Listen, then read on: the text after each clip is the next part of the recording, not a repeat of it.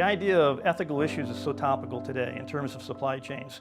You know, from time to time, things come out in the media, whether it's factory fires in Bangladesh and then they find out, well, these people are working in terrible conditions, or whether they find out people in China are working on a manufacturing facility and only making $1.50 an hour and living in poverty.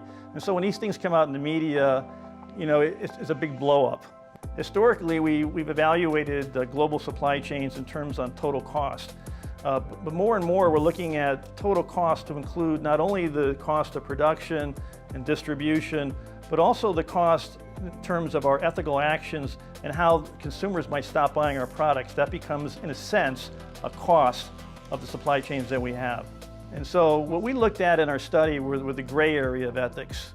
And what we were looking at is the perceptions of the ethics of these global sourcing practices and whether those perceptions affected consumers' intent to continue buying or stop buying products for these particular firms.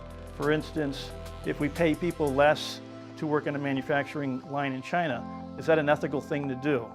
We looked at the effect of the environment. So you might go to a lesser developed country that has fewer controls in terms of environmental controls.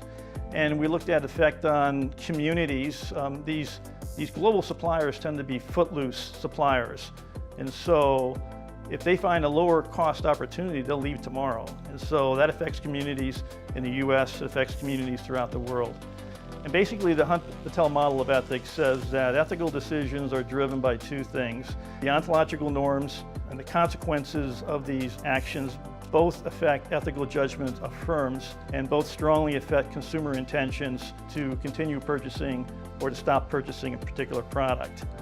Younger consumers are more affected by the issues related to human capital, paying people low wages and poor working conditions, and also the environment. And so if a company is dealing with products directed at those types of consumers, it's more likely that they're going to have to do a very good job of addressing those issues in their supply chain.